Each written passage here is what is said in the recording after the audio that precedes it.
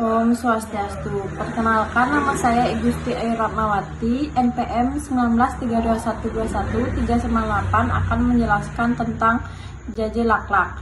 Kue laklak atau yang biasa disebut jaje laklak dalam masyarakat Bali adalah kue mungil yang berbentuk lingkaran berdiameter 3 cm dan memiliki rasa yang nggak akan pernah matinya. Sangat pas sebagai teman duduk di saat pagi hari, ditambah dengan hangatnya sajian kopi Bali. Namun, apabila tidak sempat menyantapnya ketika sarapan, jangan khawatir karena bentuknya yang kecil dan mungil, maka jaje laklak ini sangat mudah dibawa kemana saja. Jaje laklak biasanya didapatkan di seluruh pasar tradisional Bali. Pedagang biasanya menjual jaje laklak ini seharga 5.000 per porsi yang berisikan 5 buah jaje atau kue laklak.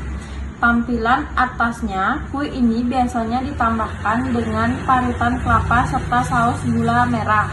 Secara umum, jaje laklak berwarna putih dan ada pula yang berwarna hijau. Warna hijau berasal dari pewarna alami yang berasal dari air daun pandan yang dicampurkan ke dalam adonan. Namun, terkadang jaje laklak ada yang diberi warna makanan berwarna merah muda atau berwarna coklat. Jaje laklak berbahan dasar tepung beras dicetak menggunakan cetakan serabi tanah liat. Setelah matang, jaje laklak akan berlubang-lubang di bagian permukaannya. Perkenalkan, nama saya Febrianti Anastasia Padu, NPM 3 digit belakang 542.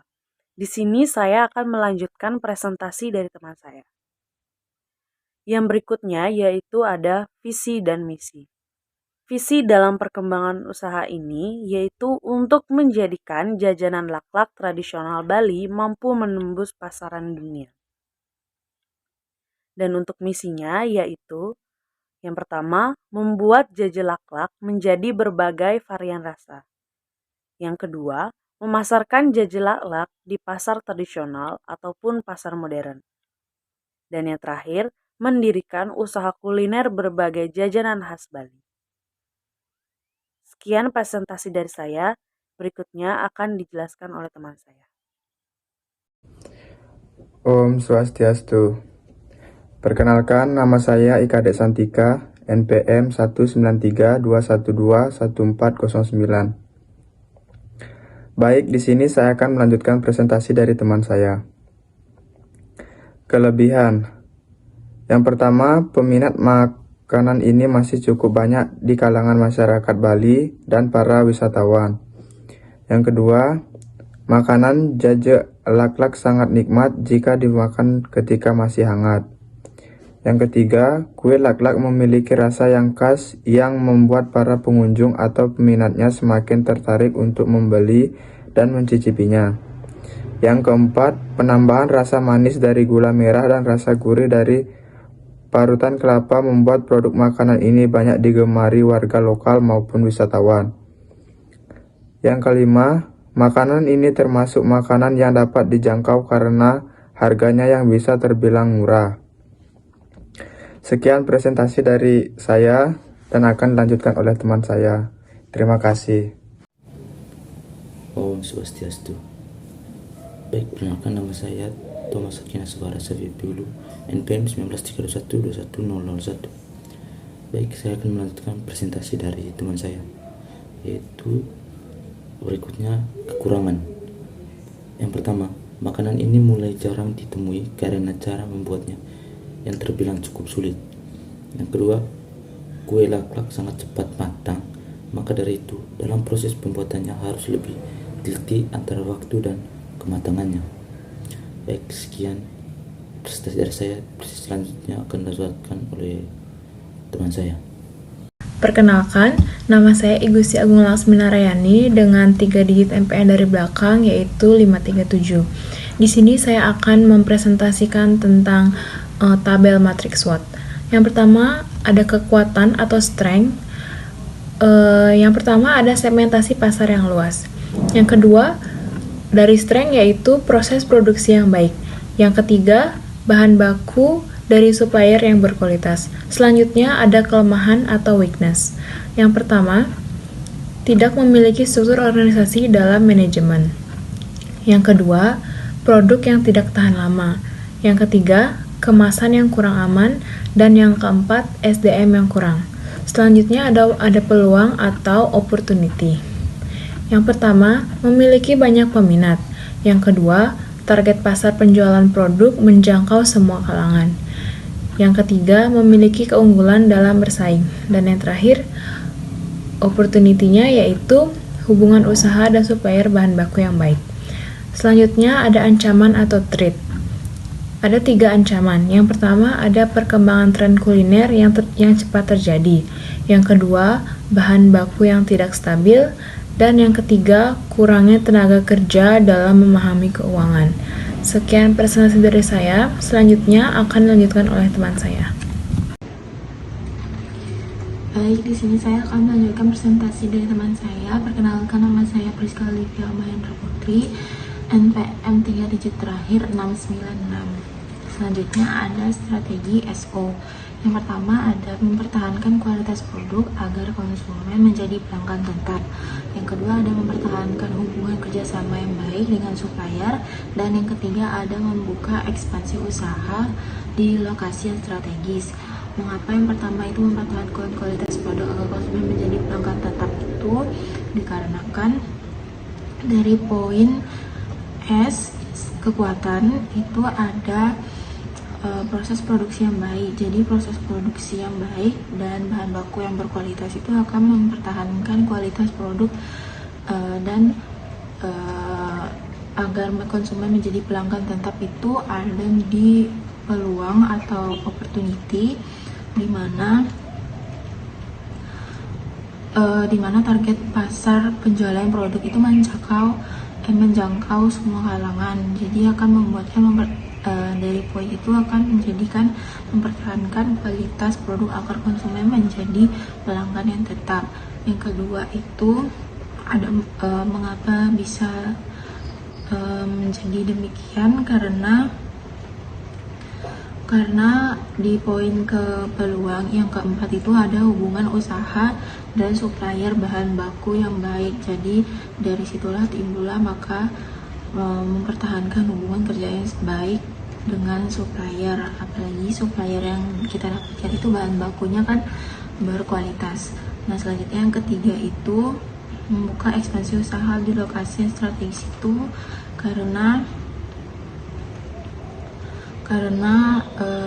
kita mempunyai segmentasi pasar yang luas, dapat diambil dari kekuatan dan di peluangnya itu karena memiliki banyak peminat. Jadi jika kita membuka ekspansi usaha itu bisa usaha yang di lokasi yang strategis. Selanjutnya ada strategi WO. Strategi WO itu yang pertama adalah menambah jumlah SDM untuk proses produksi. Dikarenakan di kelemahan itu ada SDM yang kurang dan kita memiliki banyak minat, maka sebaiknya menambahkan jumlah SDM untuk proses produksi. Yang kedua itu ada meningkatkan kualitas kemasan agar produk tetap aman. Dikarenakan kelemahannya itu ada produk yang tidak tahan lama dan kemasan yang kurang aman, maka kita itu meningkatkan kualitas kemasan agar produk tetap aman itu karena takutnya tidak tahan lama itu cepat basi. Jadi penyebab dari cepatnya basi jajelaka ini kan dikarenakan kelapanya. Jadi dari kelapanya tersebut kita akan membuat kualitas kemasan itu agar tetap aman, dan itu kan karena di perusahaan yang sudah kami survei itu menggunakan daun pisang sebagai pembungkus makanan. Maka dari itu kalau pakai itu kan jadinya cepat tidak aman dan produk itu bocor gitu loh. Jadinya kemasan yang kurang aman itu ada di kelemahan, dan maka dari itu kita meningkatkan kualitas kemasan agar produk itu tetap aman. Dan yang ketiga itu melakukan inovasi baru dengan cara membedakan kemasan untuk gula dan kelapa agar produk tetap tahan lama. Nah karena produk yang tidak tahan lama dalam kelemahan itu, maka kita membuatkan inovasi baru dengan cara membedakan kemasan tersebut supaya juga tidak cepat basi seperti itu. Selanjutnya ada strategi ST. Strategi ST yang pertama itu adalah membuat inovasi varian baru sesuai dengan perkembangan tren. Dikarenakan ancamannya kita itu, yang poin pertama ada perkembangan tren kuliner yang cepat terjadi. Jadi di ST ini kita akan membuat varian baru karena perkembangan zaman kan semakin hari perkembangan zaman tuh berkembang, jadinya maka dari itu kami takutnya konsumen itu pada bosan dengan jajanan tradisional. Maka dari itu kita akan membuat inovasi varian baru, misalnya adonannya itu seperti zaman-zaman sekarang, ada yang adonan dari red velvet kayak gitu. Terus inovasinya mungkin nggak pakai gula atau tambahan topping coklat seperti itu. Selanjutnya yang kedua itu adalah mencari alternatif supplier bahan baku lain tetapi tidak menurunkan kualitas produk. Karena harga bahan baku yang tidak stabil di ancaman dan trade itu, tapi karena bahan baku suppliernya itu berkualitas, tapi harga bahan bakunya itu tidak stabil, jadinya kami itu harus mencari alternatif supplier bahan baku lain tetapi tidak menurunkan kualitas produk. Maka dari itu seperti itu. Dan yang ketiga itu ada meningkatkan kegiatan pemasaran agar dapat bersaing dengan usaha lain.